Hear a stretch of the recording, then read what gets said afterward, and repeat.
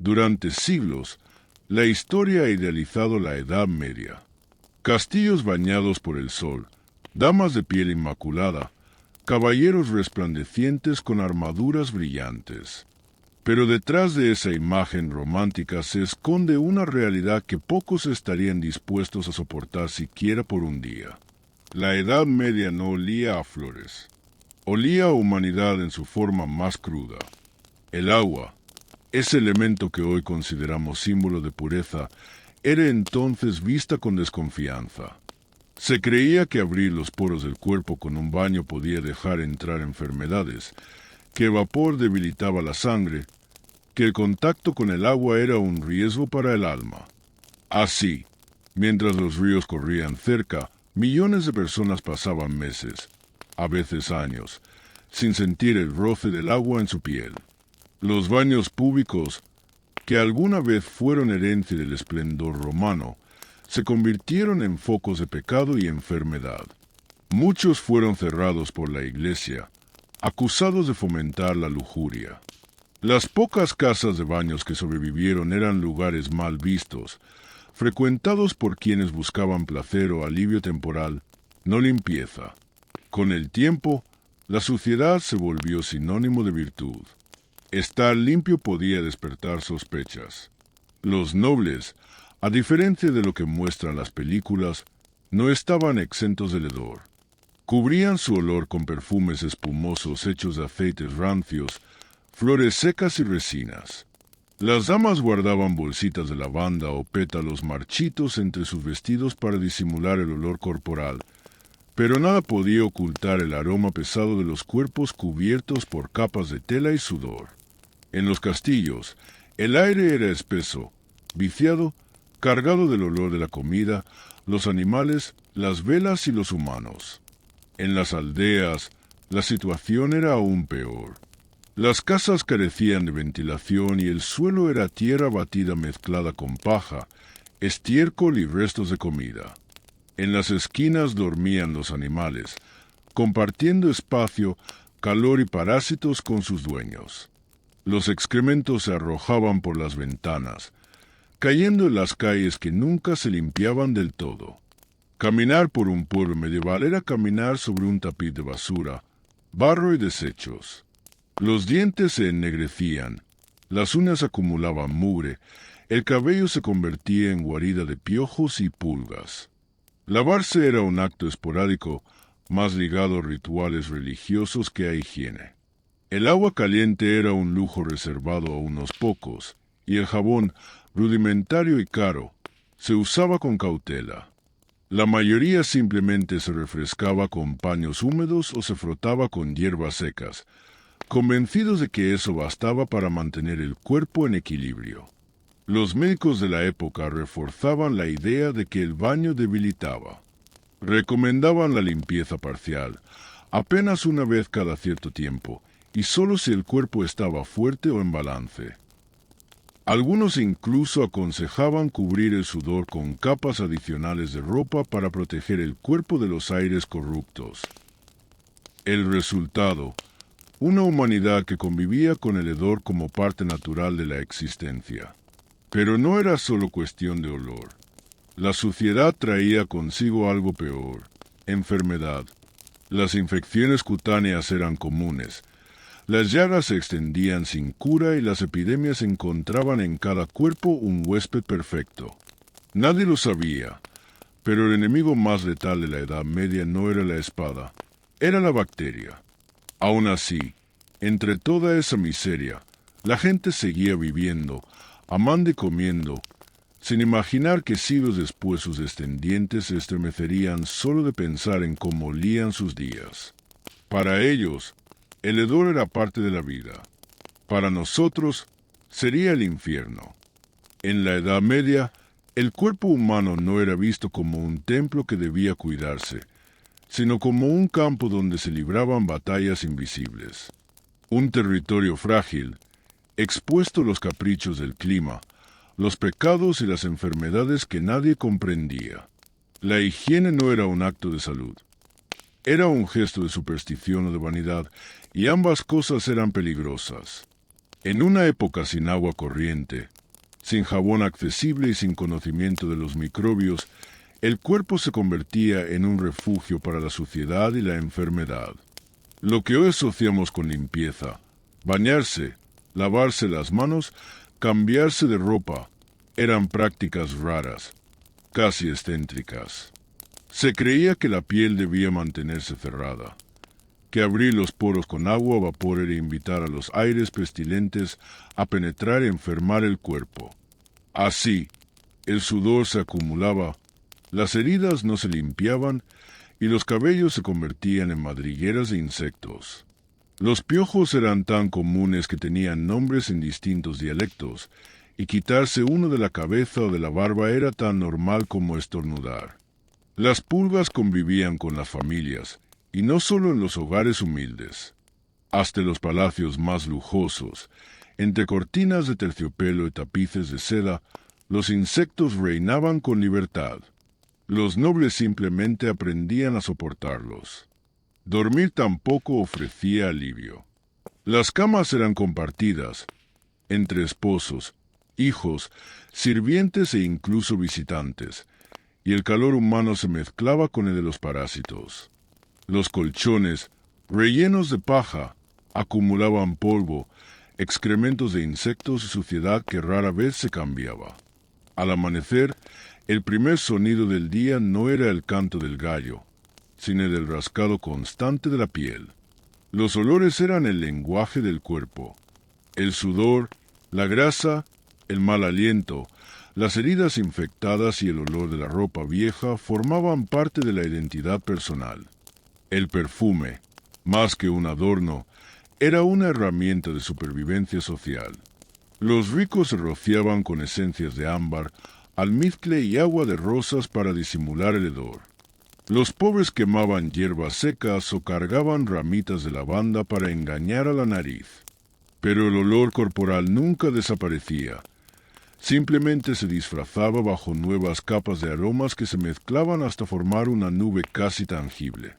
El cuerpo medieval era una paradoja, temido y venerado al mismo tiempo. Se lo consideraba obra divina, pero también puerta de entrada del pecado. La suciedad era aceptada como un mal necesario, una señal de humildad o incluso de santidad. Muchos monjes se jactaban de no haberse bañado en décadas, convencidos de que el sufrimiento físico purificaba el alma. El hedor se interpretaba como sacrificio. Mientras tanto, la medicina luchaba a ciegas. Los médicos de la época, influenciados por las teorías de los cuatro humores, sangre, bilis negra, bilis amarilla y flema, creían que la salud dependía del equilibrio entre ellos. Si alguien enfermaba, no se pensaba en limpieza o higiene, sino en ajustar ese equilibrio con sangrías, purgas o brebajes imposibles. Una simple fiebre podía tratarse con sangrías repetidas hasta dejar al enfermo demasiado débil para sobrevivir. Los remedios caseros eran igual de aterradores. Se usaban mezclas de orina, estiércol y hierbas para curar heridas. Se aplicaban ungüentos hechos con grasa animal y vino caliente sobre infecciones abiertas. Y como la mayoría creía que las enfermedades eran castigos divinos, muchos preferían rezar o colgar amuletos antes que limpiar una herida o cambiar una venda. El cuerpo sufría tanto por ignorancia como por devoción. El cabello era otro campo de batalla. Las mujeres rara vez se lo lavaban. En su lugar, lo cepillaban hasta que la grasa natural formaba una capa que lo hacía brillar bajo la luz del fuego. Se decía que ese brillo era signo de salud, aunque en realidad era suciedad acumulada. Los hombres, especialmente los soldados y campesinos, solían raparse por completo para librarse de los piojos, aunque en pocas semanas los insectos volvían. Era una lucha interminable. La ropa tampoco ofrecía descanso. Las telas eran pesadas, gruesas, imposibles de lavar con frecuencia. Se usaban durante semanas o meses. Solo cuando la suciedad, el sudor o el olor se volvían insoportables, se lavaban en ríos o con agua de lluvia, a menudo sin jabón. Los más pobres ni siquiera tenían una muda de repuesto. Dormían, trabajaban y morían con la misma vestimenta.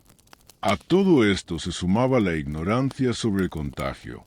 Nadie entendía que la suciedad podía transportar enfermedad. Las epidemias arrasaban aldeas enteras, y la gente culpaba al aire, a los astros o a la voluntad de Dios.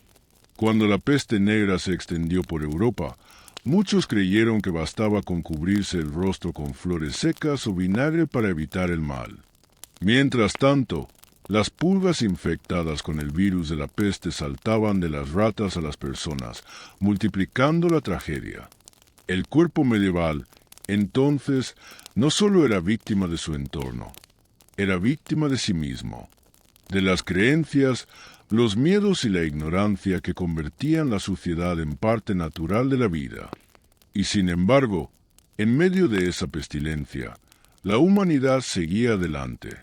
Nacían niños, se celebraban bodas, se reían los borrachos en las tabernas, y los amantes se encontraban entre el olor a sudor y madera húmeda. El cuerpo era frágil, sí, pero también resistente, un sobreviviente constante de un mundo sin higiene, sin ciencia y sin compasión.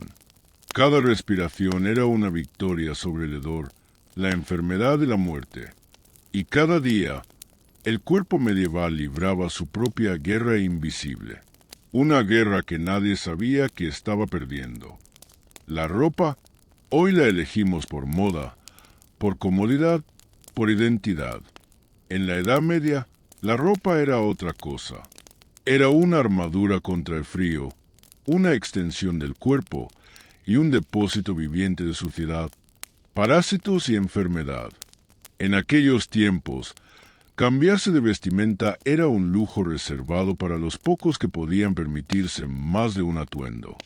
La mayoría de las personas, campesinos, soldados, artesanos, poseían una sola muda de ropa, que usaban hasta que se deshacía entre sus manos. Dormían con ella, trabajaban con ella, envejecían con ella. Las telas absorbían el sudor, la grasa y el polvo de los caminos, y se convertían con el tiempo en una segunda piel, rígida, húmeda, infestada. El lino y la lana, los materiales más comunes, retenían la humedad y el olor. La ropa interior, cuando existía, se cambiaba pocas veces al año. En los meses fríos, el cuerpo entero quedaba sellado dentro de capas y capas de tela que apenas dejaban respirar la piel. Con el paso de los días, el calor y la transpiración creaban un hábitat perfecto para piojos, pulgas y ácaros. Los insectos no distinguían entre noble o mendigo. Si tenías piel, tenías compañía. El olor de la ropa era indescriptible. Una mezcla de sudor seco, moho, grasa y humo de leña. En las ciudades, donde las calles se estrechaban y las casas apenas respiraban, el aire se volvía espeso, saturado. En los mercados, los olores se confundían. Carne podrida, pescado en descomposición, estiércol y cuerpos humanos que no conocían el jabón. Era un perfume colectivo, una sinfonía de hedores que definía la Edad Media. Pero el olor no era solo molestia, era advertencia, porque el hedor, aunque nadie lo entendía del todo, era el presagio de la peste. Cuando la peste negra comenzó su avance por Europa en el siglo XIV, la gente no sabía cómo detenerla. Morían los ricos y los pobres, los monjes y los soldados, los niños y los reyes. El enemigo no se veía. En realidad, viajaba con ellos. En la ropa, en las pulgas, en los roedores que compartían su mundo. Los sacos de grano, las capas de lana, los colchones y las túnicas eran perfectos escondites para las pulgas portadoras del Yersinia pestis, la bacteria de la peste.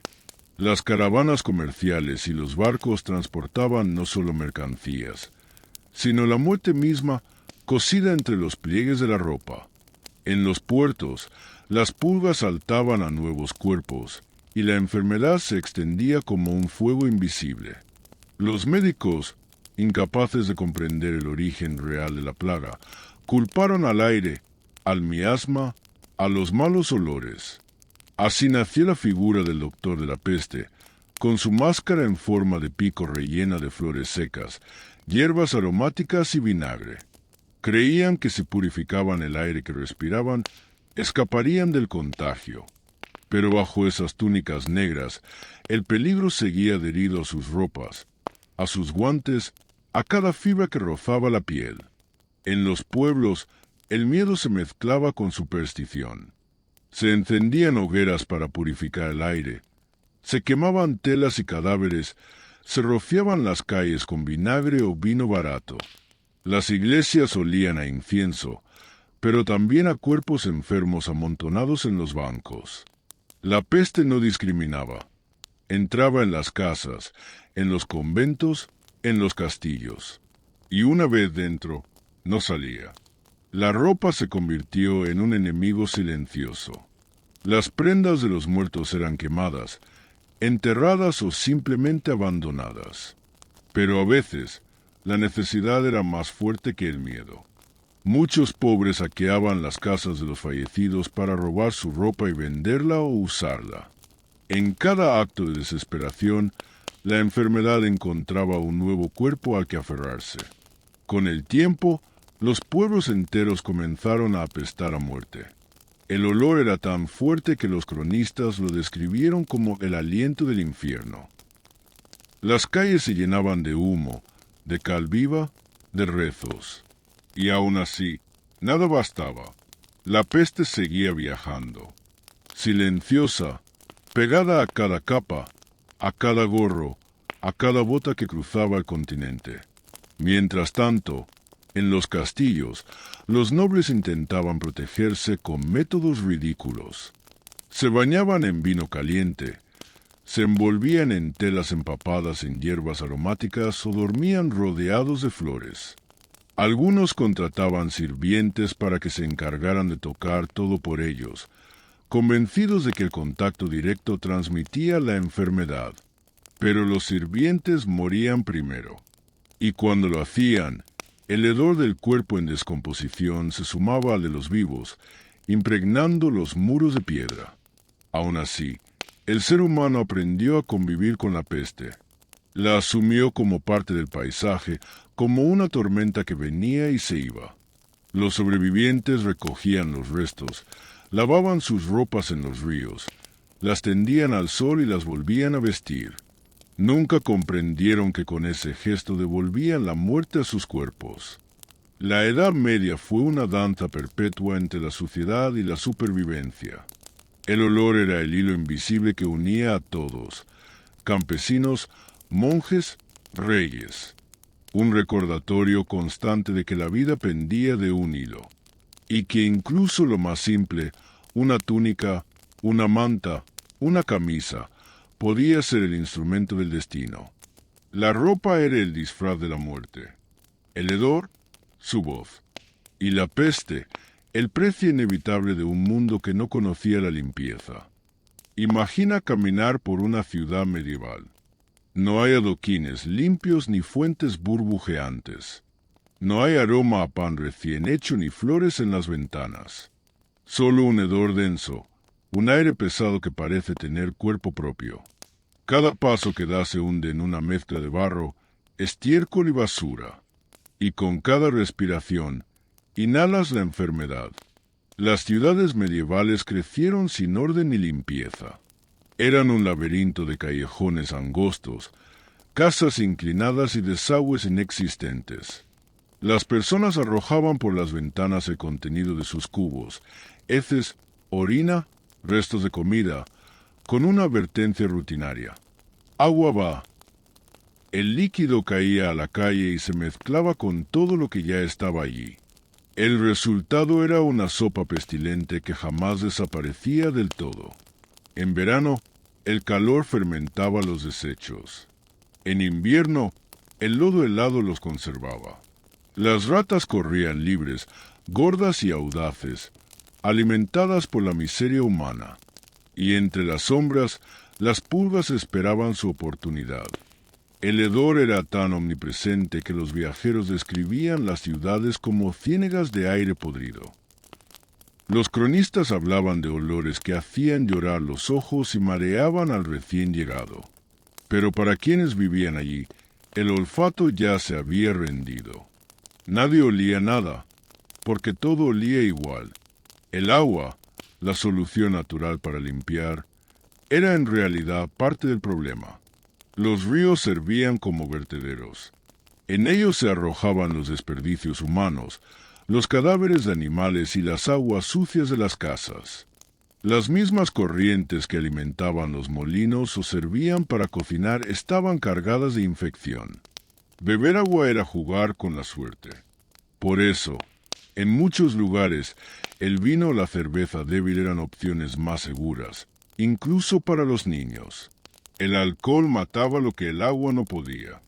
La suciedad no era solo física, también era moral. Para la mente medieval, la enfermedad tenía un origen divino. Si el pueblo sufría, era porque Dios estaba enojado. Si el hedor asfixiaba las calles, era porque el pecado había contaminado el aire. El cuerpo sucio era reflejo del alma impura. Y en tiempos de peste, esa creencia se volvía ley. Las procesiones religiosas eran el espectáculo del miedo. Hombres y mujeres cubiertos de harapos, con látigos ensangrentados, marchaban por las calles golpeándose la espalda mientras pedían perdón. Se llamaban flagelantes, y creían que el sufrimiento físico podía aplacar la ira divina. A su paso, la multitud se unía en llanto, en plegarias, en histeria. El hedor de la sangre y del sudor se mezclaba con el de las velas y el incienso, creando un aire espeso, casi tangible. Era la fe tratando de combatir al miedo. En los pueblos más pequeños, los curas organizaban misas masivas donde se quemaban hierbas, ropas viejas y animales muertos para limpiar el aire. Las campanas sonaban día y noche, no solo para anunciar rezos, sino para ahuyentar los malos espíritus. El olor, para ellos, era un signo del alma. Si algo olía mal, debía ser pecado. Pero las ciudades siguieron creciendo. París, Londres, Florencia, Praga, todas compartían la misma enfermedad, el hacinamiento. Casas apiladas unas sobre otras, calles tan estrechas que dos carretas no podían cruzarse, y una población que duplicaba su número sin aumentar su higiene. El olor se convirtió en paisaje, en parte del aire que respiraban desde el nacimiento hasta la muerte. En las noches, el hedor se volvía más intenso.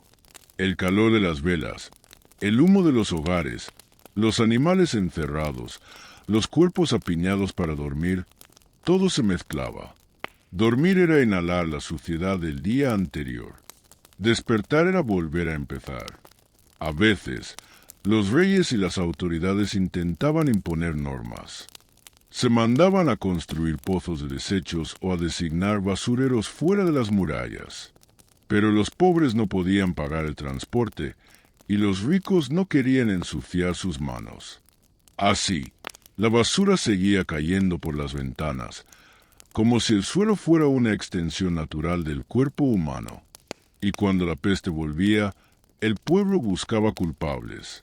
Los mendigos, los extranjeros, los judíos, las brujas, todos eran señalados. Se decía que habían envenenado los pozos, que habían traído el mal. El hedor se convertía en prueba. Si olías mal, si tu casa olía distinto, era sospechoso. Miles murieron injustamente, quemados o ahorcados por oler diferente. Mientras tanto, los ricos se refugiaban tras muros perfumados. Encendían incienso, llenaban sus habitaciones de flores y se bañaban en vino. Pero el aire, el mismo aire que respiraban todos, no conocía de clases. El hedor se colaba bajo las puertas, entre las grietas de los muros, y con él venía la enfermedad. Aún así, entre la miseria, la humanidad persistía. Las madres seguían amamantando a sus hijos junto a las ventanas abiertas, esperando que entrara un poco de aire limpio. Los artesanos seguían trabajando bajo el sol, mezclando sudor y esperanza. Los enamorados seguían encontrando rincones donde besarse, ignorando el olor de la ciudad y el eco de las campanas que anunciaban la muerte. Las calles del hedor eran también calles de vida. Allí, en medio de la podredumbre, el ser humano demostraba su capacidad de adaptarse a todo, incluso lo insoportable. Y cuando la noche caía, el aire se espesaba aún más. Los muros de piedra guardaban el calor. Los olores se mezclaban en un único suspiro colectivo. En esa oscuridad densa, el silencio solo era roto por el crujir de las ratas y el murmullo de las oraciones. Y mientras los hombres dormían soñando con el paraíso, el infierno, silencioso y pestilente, seguía respirando justo bajo sus ventanas. Mientras las calles del pueblo se hundían en la pestilencia, los castillos y palacios parecían otro mundo. Pero esa diferencia era solo una ilusión. Tras los muros de piedra, entre tapices de seda y lámparas de aceite, el hedor era el mismo, solo que disfrazado con flores marchitas y perfumes rancios. Los nobles creían que el mal olor era una afrenta a su dignidad, una marca del pueblo, pero tampoco entendían la causa del hedor. No sabían de bacterias, ni de higiene, ni de limpieza real. Lo único que tenían era la apariencia, y la apariencia lo era todo. Así nació la obsesión por el perfume. El olor era símbolo de estatus, una frontera invisible entre los que olían bien y los que olían a humanidad. En una época donde el baño se temía, el perfume se convirtió en sustituto del agua.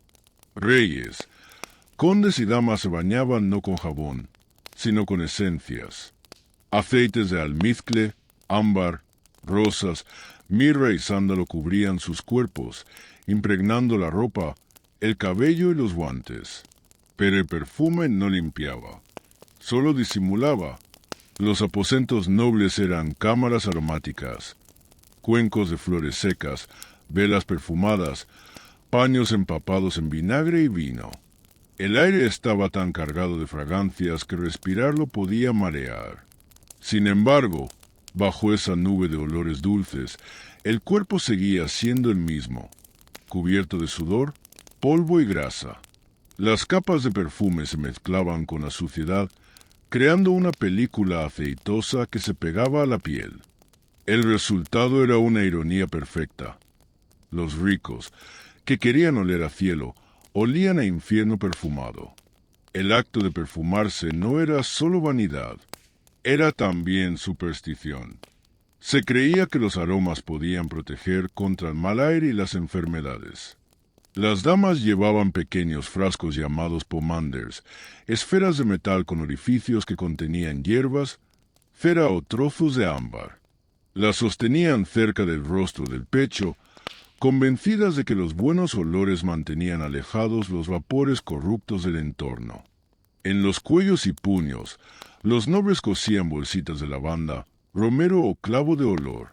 Los caballeros se colgaban amuletos aromáticos antes de salir al combate, no para oler bien, sino para sobrevivir. Incluso los médicos de la corte usaban el perfume como escudo. Recomendaban rociar las habitaciones con agua de rosas, quemar incienso o vinagre caliente y perfumar las paredes con aceites. Creían que la fragancia purificaba el aire y que un aroma dulce era señal de un hogar sano. En realidad, todo era autoengaño. El perfume solo enmascaraba la peste. El hedor de la enfermedad seguía ahí, agazapado, esperando el momento de hacerse notar. La nobleza desarrolló un olfato selectivo. Podían soportar el olor de los establos, de los soldados o del vino agrio, pero despreciaban el olor del pueblo. Creían que la pobreza olía diferente, que la mugre de un campesino era más impura que la de un conde.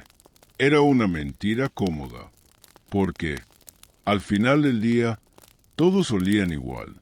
El sudor no reconocía títulos. Los sirvientes tenían la tarea de mantener las ilusiones. Rociaban los salones con agua de azahar, colocaban flores frescas en los pasillos y quemaban ramas de pino para cubrir el olor de los excrementos que se acumulaban bajo las letrinas de los castillos. Sí, incluso los palacios más lujosos apestaban. Las letrinas eran simples agujeros sobre fosas abiertas que, con el tiempo, filtraban su contenido por las grietas de los muros. En invierno, el frío concentraba el olor. En verano, lo liberaba como una maldición. Aún así, los nobles no renunciaban a la apariencia. Se vestían con terciopelos, pieles y sedas que jamás tocaban el agua. Las mujeres empolvaban el rostro con mezclas de harina y plomo, creando un brillo artificial que ocultaba el sudor y la grasa. Los hombres usaban pelucas aromatizadas con polvo de lavanda o almizcle. En los banquetes, el aire se saturaba de perfumes, sudor, humo de antorchas y carne asada. Era una atmósfera tan espesa que uno podía sentirle en la lengua. Pero, como siempre, la muerte no distinguía fragancias. Cuando la peste o la fiebre entraban en un castillo, el olor del perfume se mezclaba con el de los cuerpos enfermos, y el resultado era insoportable. Las habitaciones se convertían en tumbas perfumadas, donde la nobleza moría lentamente entre velas aromáticas. Paradójicamente, el perfume se volvió símbolo de decadencia. Los monjes y predicadores lo veían como un vicio, una ofensa a Dios. Decían que quien olía demasiado bien escondía algo podrido en el alma. Y tal vez no estaban del todo equivocados, porque, bajo la seda y el oro, la nobleza medieval era tan humana, tan sucia y tan mortal como cualquier campesino que cavaba la tierra con las manos desnudas. El perfume no los hacía más puros, solo los hacía más ciegos. Y así, entre aromas de rosas y vinagre, la Edad Media siguió su marcha. Un mundo donde el olor era identidad, la suciedad era costumbre, y la pureza una mentira fragante. Durante la Edad Media, la religión era el centro de todo. No existía pensamiento, decisión o costumbre que no pasara por el filtro de la fe. Y el cuerpo humano, con todos sus olores, fluidos y debilidades, era visto como un recordatorio constante del pecado original. En los monasterios, donde los muros de piedra parecían aislar del mundo, los monjes luchaban una guerra silenciosa contra la carne. No contra los enemigos externos, sino contra sí mismos. Cada respiración, cada deseo, cada impulso natural era una amenaza para el alma. Y la limpieza, curiosamente, formaba parte de esa batalla. Para la mentalidad medieval, la suciedad podía ser signo de pureza espiritual. El cuerpo sucio, castigado, privado de placer, era un cuerpo que resistía la tentación. El baño, en cambio, era sospechoso, un acto de vanidad, de placer físico, de indulgencia. Y lo que complacía a la carne, decían, alejaba de Dios. Así, muchos monjes evitaban el agua. Algunos pasaban años sin bañarse, orgullosos de su resistencia.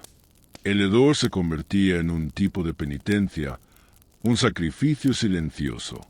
Si el cuerpo olía mal, era porque la carne estaba muriendo un poco, y el alma, según creían, se fortalecía. El contacto con el agua era solo ritual.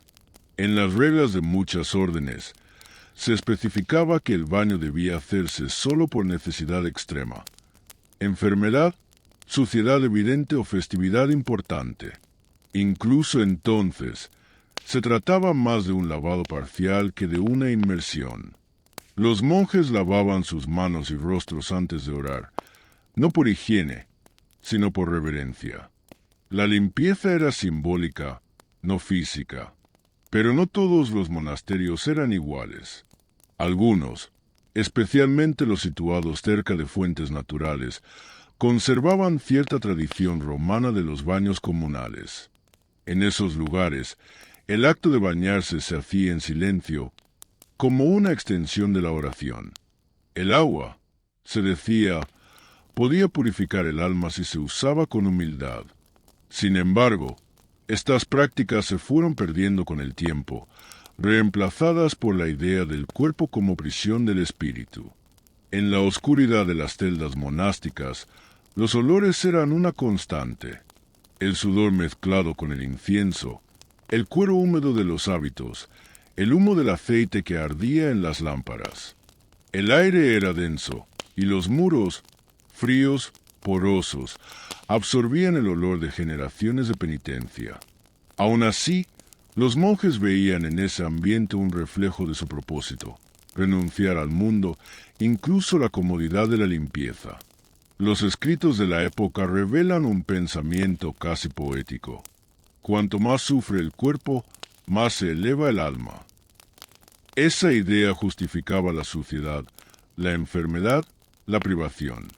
El hedor se convirtió en parte de la santidad. Los peregrinos que viajaban a lugares sagrados lo sabían bien. Recorrían cientos de kilómetros bajo el sol y la lluvia, sin lavarse, durmiendo al raso, cubiertos de polvo y mugre. Llegar sucios a un santuario era símbolo de devoción, no de descuido. El sudor era testimonio del sacrificio. La suciedad era una ofrenda. El cuerpo, sin embargo, no perdonaba. Las infecciones eran frecuentes. Las llagas se abrían en los pies. Las enfermedades se extendían en los monasterios cerrados. Pero los monjes rara vez lo veían como un problema físico. Decían que el dolor era una prueba, un recordatorio de la fragilidad humana. Y si uno enfermaba, la medicina era la oración. Solo algunos monasterios mantenían conocimientos de herbolaria. Los monjes boticarios cultivaban plantas medicinales en los jardines del claustro: lavanda, salvia, tomillo, romero. No para lavarse, sino para preparar ungüentos, infusiones y bálsamos que aliviaban el sufrimiento.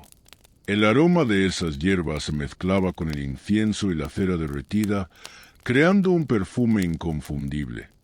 El olor de la fe.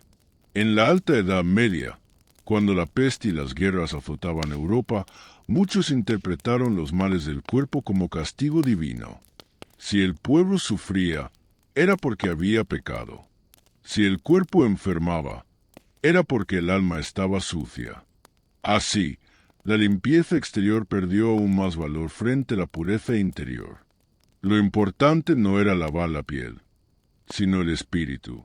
Las mujeres religiosas compartían esa visión.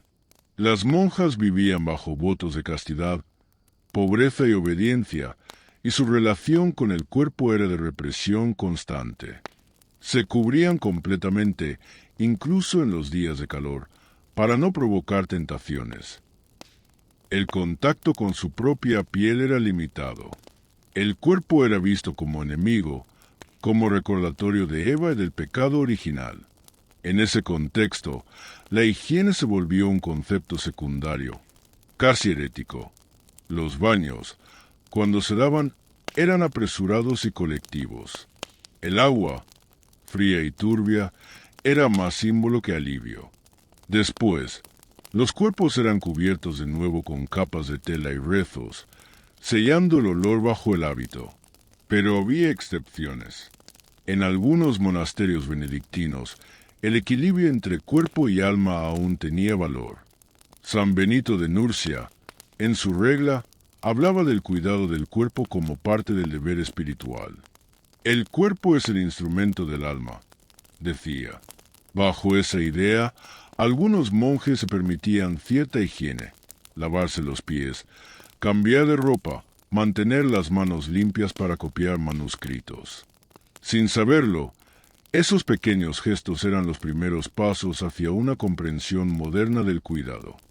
Fuera de los muros sagrados, la gente miraba con admiración y con temor a los religiosos que olían mal. El hedor, para el pueblo, era signo de santidad. Si huele mal, debe ser santo, decían. Era la lógica medieval en su forma más pura. asociar el sacrificio con la virtud, el sufrimiento con la gracia. Y así, entre oraciones y olores, entre rezos y llagas, la Iglesia moldeó la idea de la limpieza durante siglos. El cuerpo era una carga, un obstáculo en el camino al cielo. Y si debía doler, si debía apestar, era porque así lo quería Dios. Pero mientras los monjes rezaban en sus celdas y los campesinos dormían entre el barro, un cambio silencioso comenzaba a gestarse. Desde el este, desde el mundo islámico, llegaban nuevas ideas. Baños públicos, jabones aromáticos, aceites medicinales. Una cultura donde el agua era símbolo de pureza y no de pecado. Pronto, esas ideas comenzarían a filtrarse en Europa, cambiando para siempre la relación del hombre con su cuerpo. Y aunque aún faltaban siglos para que el baño se volviera costumbre, las primeras gotas del cambio ya estaban cayendo. Después de siglos de miedo, suciedad y superstición, el agua comenzó a recuperar su poder. No fue por los europeos, ni por los monjes, ni por los reyes, sino por los viajeros que miraron hacia el este. A través de las rutas comerciales y las cruzadas, los hombres de Occidente descubrieron algo que los dejó maravillados y confundidos a la vez. Una civilización donde la limpieza no era pecado, sino virtud, donde el agua no era enemiga del alma, sino su aliada, donde el cuerpo no era símbolo de vergüenza, sino un templo que debía mantenerse puro. En las tierras del Islam, en Damasco, Bagdad, El Cairo, Córdoba, el baño era parte esencial de la vida cotidiana. Las ciudades estaban llenas de hammams, los famosos baños públicos. Eran templos del cuerpo, pero también del espíritu. Allí, la gente se purificaba antes de rezar, siguiendo las enseñanzas del Corán. Lavarse las manos, la cara y los pies antes de cada oración no era solo higiene. Era respeto, era fe. Los cruzados, curtidos en la mugre y la sangre, se sintieron desconcertados al ver el brillo del mármol, el vapor del agua caliente, los perfumes de eucalipto y sándalo que llenaban los baños orientales. Mientras ellos apenas se permitían mojarse por temor al pecado, los musulmanes se bañaban varias veces por semana, incluso a diario. Era un contraste tan fuerte que muchos regresaron a Europa con una nueva idea. Quizás el agua no era un enemigo, sino una bendición. Las primeras influencias llegaron por el sur. En la península ibérica, bajo el dominio árabe, las ciudades florecieron con una arquitectura que respiraba pureza y equilibrio. Los patios con fuentes, los baños públicos, los acueductos y las canalizaciones eran parte de la vida urbana. En Córdoba, la joya de Al-Ándalus, se decía que había más baños que en toda la Francia cristiana. El aire olía a azahar, a jabón de oliva, a agua fresca corriendo entre mosaicos de colores. Mientras tanto, en el norte, los europeos comenzaban lentamente a observar y copiar. El contacto con el mundo musulmán durante las cruzadas no solo trajo especias, telas y ciencia, sino también una nueva percepción del cuerpo. Los caballeros que habían visto los hammams contaban historias casi legendarias al volver. Los sarracenos se lavan con vapor, se frotan con aceites y salen del baño como si renacieran. Aquello, para una Europa hundida en el hedor y el miedo, sonaba casi como un milagro. Y pronto, las ciudades comenzaron a cambiar. En los siglos XIII y XIV, surgieron los primeros baños públicos inspirados en los modelos orientales. Eran lugares sencillos, pero revolucionarios. Salas con tinas, cubas de agua caliente y fría y bancos de piedra. Al principio, la iglesia los miró con desconfianza. Temía que el placer del baño se convirtiera en tentación, que la limpieza del cuerpo distrajera de la pureza del alma. Pero el pueblo los amó. El baño, después de siglos de ser símbolo de pecado, se transformó en símbolo de placer y bienestar. Los hombres y mujeres acudían a ellos no solo para lavarse, sino para conversar, relajarse, compartir noticias. En muchas ciudades, los baños se convirtieron en centros sociales. Había música, comida, perfumes y a veces también vicios. La línea entre la higiene y el pecado volvió a ser difusa. Y el agua, que había prometido purificación, volvió a mezclarse con la tentación. Aún así, el cambio era imparable. Con los intercambios culturales, llegó también el jabón. El jabón árabe, hecho con aceite de oliva y ceniza, era mucho más suave y eficaz que las pastas de grasa animal que usaban los europeos. Su aroma era fresco y su espuma blanca y ligera. En poco tiempo, el jabón se convirtió en un artículo de lujo entre los nobles. Las cortes europeas comenzaron a perfumarlo con rosas, jazmín o almizcle, ignorando que su origen era oriental. En las ciudades más avanzadas, como Venecia o Florencia, el comercio con el este trajo nuevas costumbres. Los ricos construyeron pequeños baños privados en sus palacios, con tinas de cobre o madera, y el agua se calentaba en grandes calderas. Las paredes se decoraban con mosaicos que imitaban el arte árabe.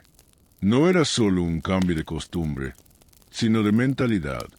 El cuerpo, poco a poco, dejaba de ser enemigo del alma. Pero el renacer del agua no fue completo. La superstición seguía viva. Muchos aún temían que los poros abiertos por el calor del baño dejaran entrar enfermedades. Creían que el agua debilitaba el espíritu, que el placer del baño podía tentar al diablo. Así que el hábito de bañarse permaneció dividido. Los ricos lo hacían por lujo, los religiosos lo evitaban por virtud, y el pueblo lo hacía cuando podía. Sin embargo, algo había cambiado para siempre. Europa había conocido otra forma de vivir, otro modo de sentir el cuerpo, y aunque tardaría siglos en adoptarlo plenamente, la semilla estaba plantada. En los monasterios, algunos monjes empezaron a construir baños modestos. No lo hacían por placer, sino por imitación. Y en las ciudades, los alquimistas comenzaron a experimentar con nuevas fórmulas de jabón, mezclando aceites, hierbas y sales. El baño, que había sido símbolo de pecado, comenzaba a perfumarse de ciencia y arte. Y mientras los cruzados contaban historias de los lujosos baños de Damasco, las cortes europeas empezaban a imitar el refinamiento oriental.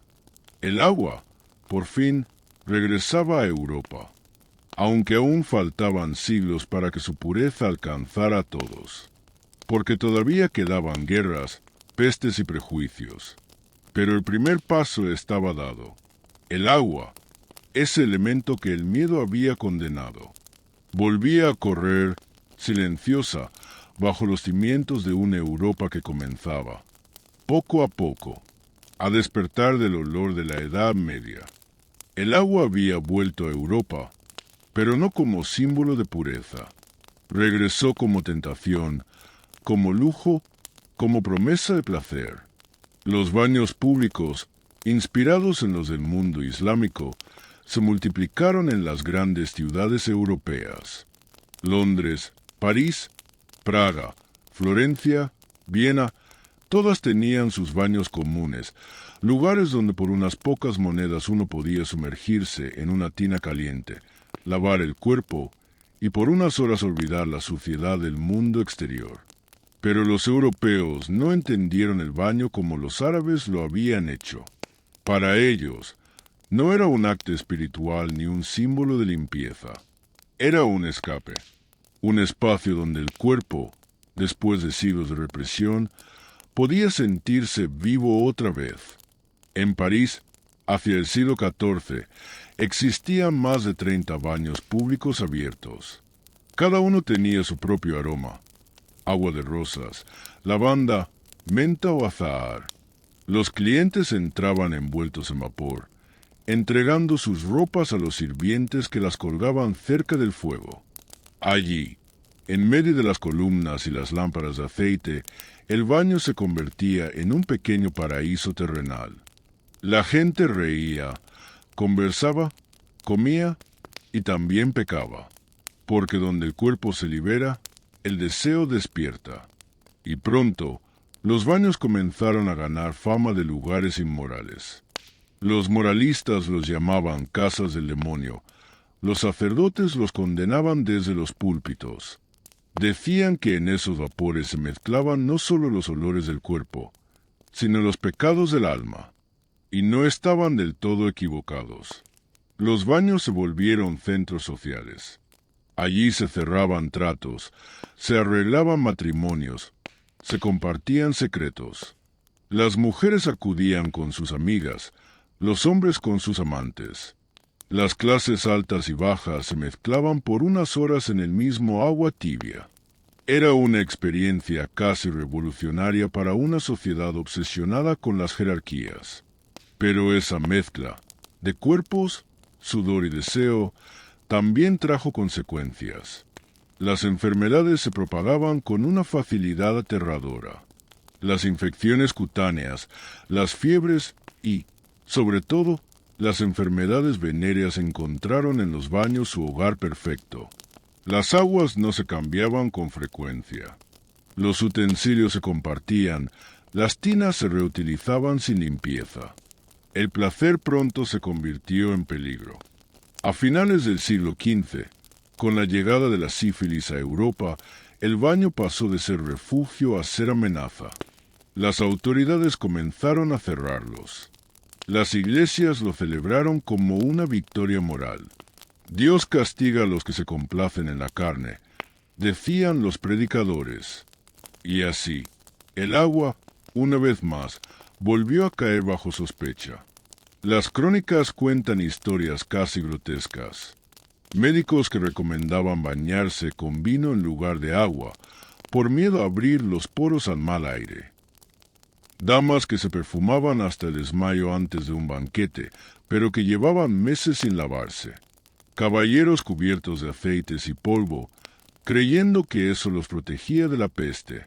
El miedo regresaba, disfrazado de prudencia. Y el agua, tan inocente, volvía a ser culpable. En muchos lugares, los baños cerrados se convirtieron en ruinas silenciosas. Los mosaicos se agrietaron, las fuentes se secaron y el vapor que una vez llenó el aire se disipó. Solo quedaron los ecos, risas, voces, murmullos de placer. La sociedad volvió a cubrir su cuerpo con capas de tela y vergüenza. Pero el recuerdo del baño no se extinguió del todo. En las cortes más refinadas, algunos nobles conservaron la costumbre en privado. Sus tinas de madera o cobre se llenaban con agua caliente traída en cubos por los sirvientes. Añadían pétalos de flores, leche, vino o hierbas aromáticas. El baño se convirtió nuevamente en un lujo, reservado solo para los poderosos. Las mujeres nobles lo convirtieron en un ritual de belleza. Isabel de Castilla, por ejemplo, tenía fama de bañarse solo en ocasiones especiales, pero siempre con agua perfumada. Catalina de Médici, en cambio, heredera de la cultura italiana, adoraba el baño.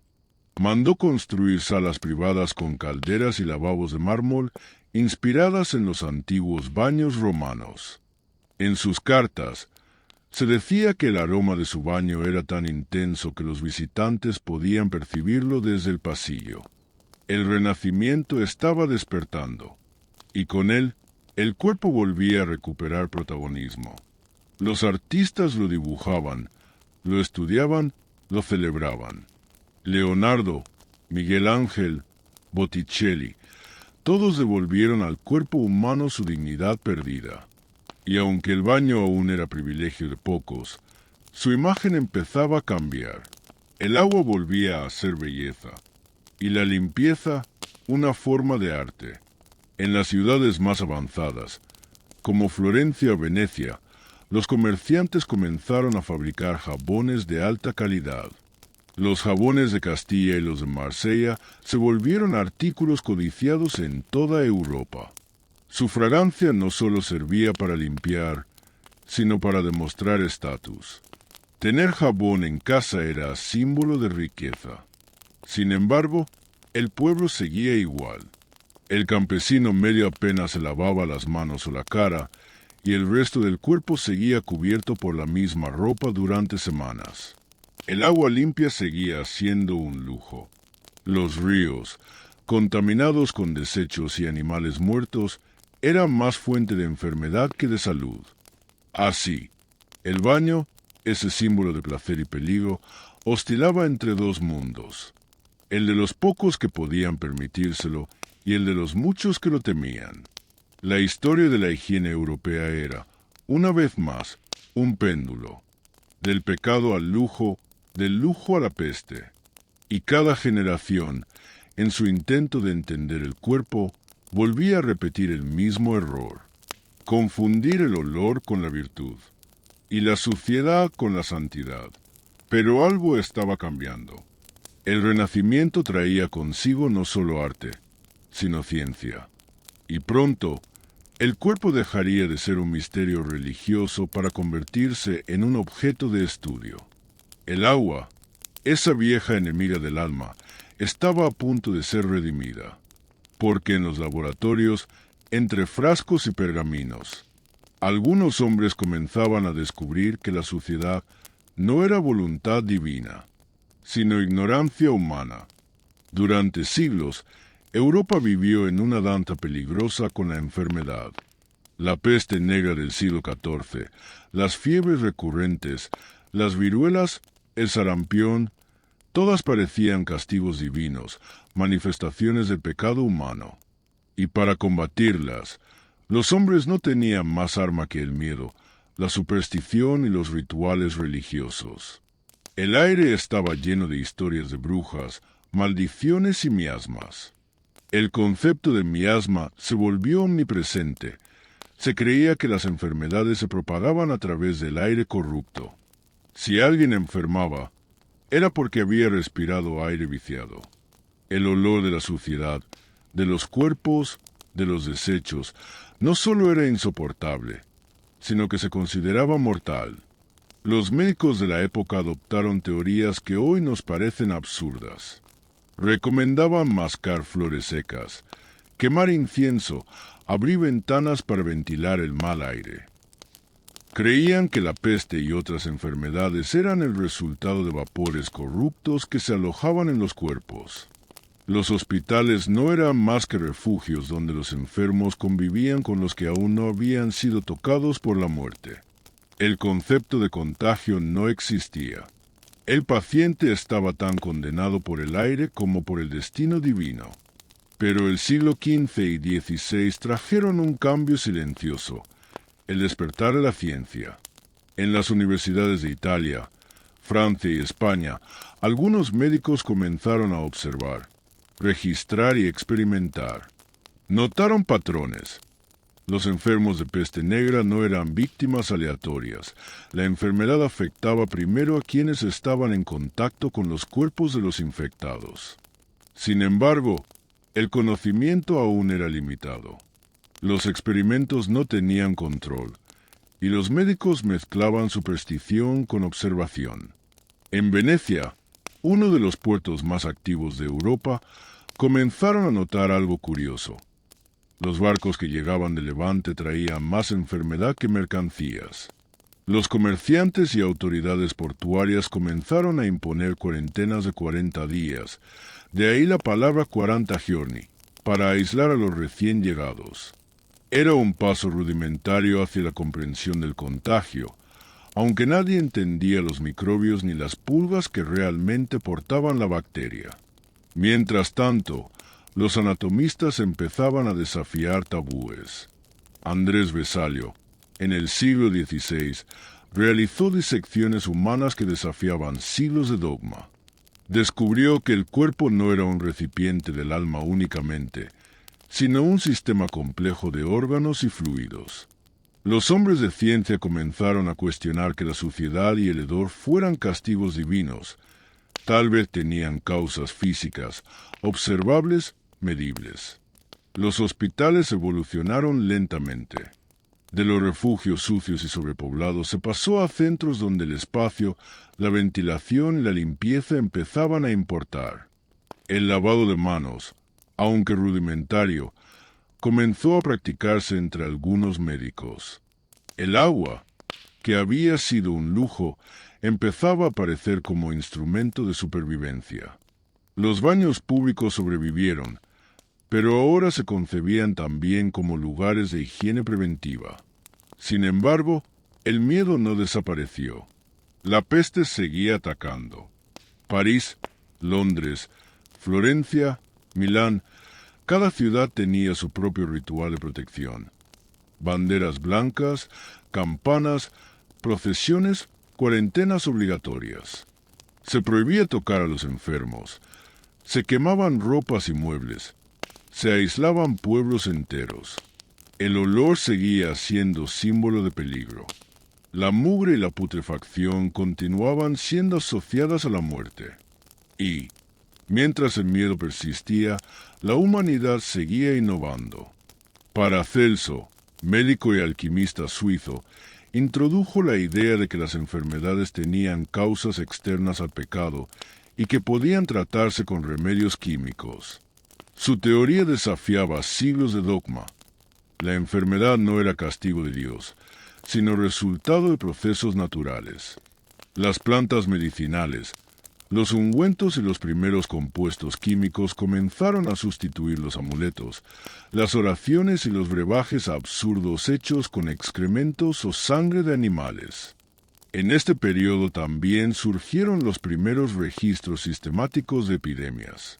Los cronistas describían la peste, la fiebre y el sarampión con detalle, número de muertos, síntomas, duración. Era el inicio de la epidemiología, aunque todavía mezclada con superstición. Los médicos observaban que la suciedad de las calles, la acumulación de basura y la falta de higiene exacerbaban la mortalidad. No comprendían los microbios, pero entendían la correlación. Donde el hedor era más intenso, la muerte era más rápida. Y mientras los hombres de ciencia avanzaban, la vida cotidiana seguía marcada por la misma lucha ancestral. La ropa sucia, el hedor de los cuerpos y de las calles, el miedo a enfermar. Los ricos se protegían con perfumes y baños, los pobres sobrevivían como podían, y la iglesia todavía mezclaba fe con control sobre la higiene. Los barcos siguieron siendo focos de enfermedad. Las epidemias marítimas impulsaron medidas de higiene rudimentarias, limpieza de cubiertas, cambio de ropa de la tripulación y aislamiento de enfermos. Era un paso hacia la modernidad, aunque todavía limitado a los afortunados que podían permitirse barcos y cabinas ventiladas. A medida que la ciencia avanzaba, también lo hacía la tecnología. Se desarrollaron sistemas de alcantarillado, fuentes públicas y normas para el manejo de residuos. El lavado de ropa se volvió más frecuente. Los jabones mejoraron y las prácticas higiénicas, aunque no universales, empezaron a difundirse entre más capas sociales. El despertar científico cambió la percepción del hedor. Lo que antes era señal de pecado y castigo divino pasó a ser indicador de insalubridad y peligro real. El cuerpo ya no era enemigo del alma, sino un sistema que podía protegerse y cuidarse. El agua y el jabón dejaron de ser símbolos de lujo o superstición para convertirse en herramientas de supervivencia. Y sin embargo, Europa tardó siglos en abandonar por completo las viejas ideas. El miedo a los aires corruptos, la asociación del olor con el pecado y la desconfianza hacia el baño persistieron durante generaciones. Los baños públicos fueron cerrando, la higiene privada seguía siendo un lujo y la peste seguía recordando que la humanidad estaba siempre un paso detrás de la muerte. El siglo XVII trajo nuevas lecciones. Investigadores como Francesco Redi comenzaron a experimentar con larvas, moscas y putrefacción, desafiando la teoría de la generación espontánea. Las enfermedades empezaron a entenderse como procesos naturales, no como castigos divinos. Y con cada descubrimiento, el agua y la limpieza ganaban autoridad sobre el hedor y la superstición. Aún así, la transición fue lenta. Las calles seguían sucias, las casas seguían mal ventiladas y las epidemias continuaban. Pero la humanidad había cambiado de enfoque. Ya no se esperaba que Dios purificara los cuerpos, sino que los hombres mismos podían hacerlo. El cuerpo pasó de ser enemigo a aliado, y el agua de castigo a herramienta. Europa, por fin, estaba despertando. La ciencia estaba empezando a entender que la peste no era el aire corrupto, ni la ira divina, ni el hedor moral, sino un fenómeno natural, y que la higiene, la limpieza y el agua podían convertirse en armas silenciosas contra la muerte. Era el principio del fin de siglos de suciedad, miedo y superstición. El comienzo de un mundo donde bañarse no sería pecado, sino necesidad, donde el cuerpo dejaría de ser un enemigo del alma y comenzaría a ser un aliado de la vida. Y aunque aún quedaban generaciones por recorrer, el primer paso hacia la higiene moderna ya estaba dado, porque cada descubrimiento, cada experimento, cada observación empírica era un acto de resistencia contra siglos de mugre, miedo y muerte. Y así, Europa comenzó a lavarse, lentamente, con miedo, pero también con esperanza. Después de siglos de suciedad, superstición y miedo, Europa estaba despertando lentamente a una nueva realidad. La limpieza no era pecado, ni lujo vacío, ni privilegio exclusivo de los poderosos.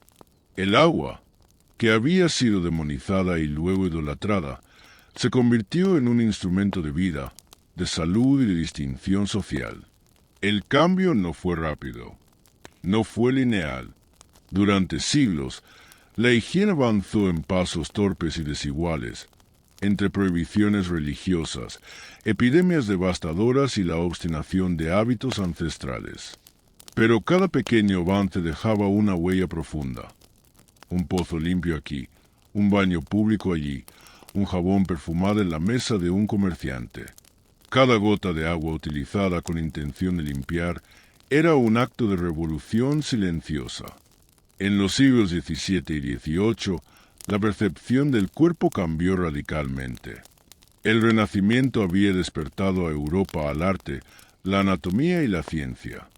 Se comenzó a estudiar el cuerpo como máquina, como sistema que podía enfermar y sanar, y no simplemente como receptáculo del pecado. Anatomistas y médicos desafiaron siglos de dogma, demostrando que los olores desagradables eran señales de enfermedad, no castigos divinos. El hedor perdió su aura moral y se transformó en signo de peligro real, una advertencia de la fragilidad humana. La higiene privada también comenzó a expandirse. Los nobles, ya acostumbrados al lujo de los baños orientales y a los jabones perfumados, llevaron estas prácticas a sus palacios. Los baños de cobre, mármol o madera se llenaban con agua caliente, aceites y hierbas. Las damas de la corte cuidaban su piel y su cabello con rituales meticulosos, utilizando peines, polvos y fragancias. El baño dejó de ser únicamente un lujo para convertirse en un símbolo de refinamiento, salud y estatus. La clase media, que crecía con el comercio y la expansión urbana, comenzó a imitar estos hábitos. Los mercaderes ricos construían baños modestos en sus casas y compraban jabón de calidad para toda la familia. Se desarrolló la noción de que la limpieza era civilización, un rasgo de orden y respeto social. La higiene dejó de ser una cuestión espiritual o de vanidad. Era señal de educación, disciplina y prestigio. Pero el pueblo, la mayoría de la población, tardó en adoptar estas prácticas. La falta de agua corriente, el costo del jabón y la necesidad de trabajar largas horas limitaban la posibilidad de bañarse con frecuencia. Las ciudades seguían llenas de basura en las calles, ríos contaminados y letrinas que desbordaban. El hedor persistía en muchos lugares, recordando a todos los que vivían allí que el cambio era gradual y desigual. La higiene, sin embargo, comenzaba a transformar no solo los cuerpos, sino también la sociedad. Las epidemias, antes tan devastadoras, empezaron a controlarse de manera más efectiva. Las cuarentenas, las medidas de limpieza urbana y la educación sobre la higiene personal comenzaron a reducir la mortalidad. Se comprendió que un cuerpo limpio era un cuerpo fuerte, capaz de resistir enfermedades. Y con esta comprensión, la limpieza dejó de ser un lujo para convertirse en una necesidad social y colectiva. El siglo XVIII y XIX fueron testigos de revoluciones en la higiene que cambiarían la vida de millones. El desarrollo de los sistemas de alcantarillado en ciudades como París, Londres y Viena transformó el paisaje urbano. Los residuos humanos y las aguas residuales dejaron de acumularse en las calles. El olor desapareció poco a poco de los espacios públicos, y con él una gran parte del miedo ancestral a la enfermedad. Los baños públicos, antes centros de placer y pecado, se reorganizaron como espacios de salud. El agua caliente se volvió más accesible, y los jabones mejoraron en calidad y precio. El baño dejó de ser exclusivo de los ricos y comenzó a acercarse a la población trabajadora. La limpieza se convirtió en símbolo de progreso y civilización. Paralelamente, la medicina avanzó. Louis Pasteur, Robert Koch y otros científicos demostraron que las enfermedades eran causadas por microbios invisibles, y no por aire corrupto o castigos divinos. De repente, todo el hedor, la suciedad y la falta de higiene que durante siglos habían sido tolerados o incluso admirados como pruebas de virtud se entendieron como amenazas. El agua dejó de ser lujo, el jabón dejó de ser perfume, y la limpieza se convirtió en escudo contra la muerte. El impacto social fue profundo. Las familias comenzaron a reorganizar sus hogares alrededor de la limpieza.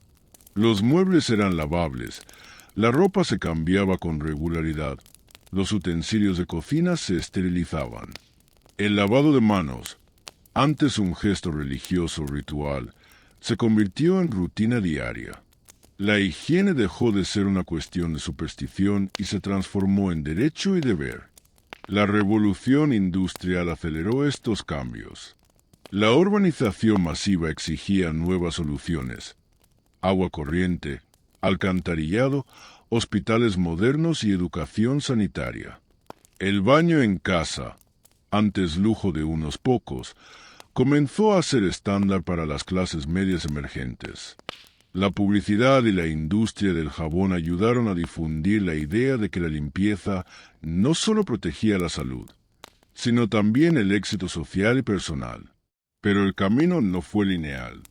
Las epidemias seguían golpeando y la resistencia al cambio persistía en muchos sectores.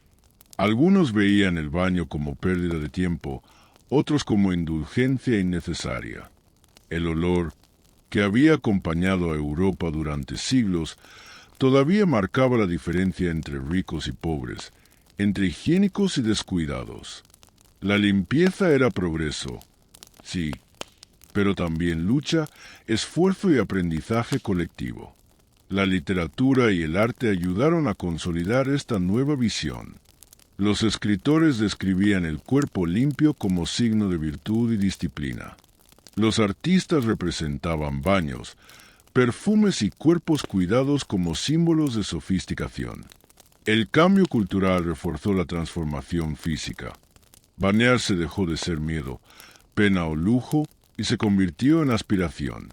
Al mismo tiempo, la ciencia médica consolidó la importancia de la higiene. El lavado de manos antes de las cirugías, las salas de hospital ventiladas, la esterilización de instrumentos. Todo esto redujo drásticamente la mortalidad y cambió la relación de la humanidad con la enfermedad. Lo que durante siglos había sido causa de miedo, el hedor, la suciedad, el cuerpo sin lavar, se volvió previsible y controlable. Europa, que durante 1000 años había caminado entre el miedo al pecado y el horror a la suciedad, había aprendido la lección más importante. La higiene no es lujo, no es vanidad, no es castigo. Es supervivencia, es civilización, es dignidad. Hoy, cuando abrimos un grifo y el agua corre caliente, cuando usamos jabón para lavar nuestras manos, cuando nos duchamos y respiramos el aire fresco de una casa limpia, no solo disfrutamos del confort moderno, sino que participamos de una revolución que comenzó hace siglos. Cada gota de agua es herencia de generaciones que lucharon contra el hedor, la peste y la ignorancia. Cada barra de jabón es triunfo sobre supersticiones milenarias. Cada acto de limpieza es un acto de libertad. Contra el miedo, contra la muerte, contra la suciedad que alguna vez dominó el mundo.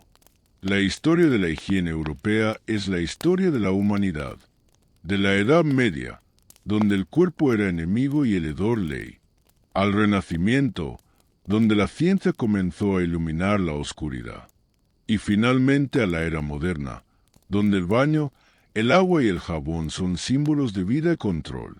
Hemos recorrido siglos de suciedad, miedo, superstición y dolor. Hemos visto cómo los nobles perfumaban la muerte, cómo los monjes castigaban la carne, cómo el pueblo sobrevivía entre basura y peste. Hemos seguido el agua desde el este hasta occidente, desde los hammams hasta los baños públicos de París, Londres y Florencia. Y al final, lo que queda es una verdad simple y poderosa. La limpieza es más que higiene. Es historia, cultura, ciencia y humanidad. Es la lucha silenciosa de quienes vivieron, sufrieron y soñaron con un mundo donde el cuerpo y la salud importaran. Europa aprendió a lavarse, lentamente, con miedo y esperanza. Y con cada generación, el agua fue redimiendo siglos de suciedad y superstición. El hedor de la Edad Media se convirtió en memoria. La peste se convirtió en conocimiento. La limpieza se convirtió en derecho. Y nosotros, al ducharnos hoy, debemos recordar: cada baño, cada jabón, cada grifo de agua caliente es un triunfo sobre siglos de horror, ignorancia y mal olor. Es la herencia silenciosa de generaciones que caminaron por calles hediondas, que temieron a la enfermedad, que oraron y sufrieron y que finalmente le enseñaron a Europa a lavar su cuerpo y a respirar de nuevo.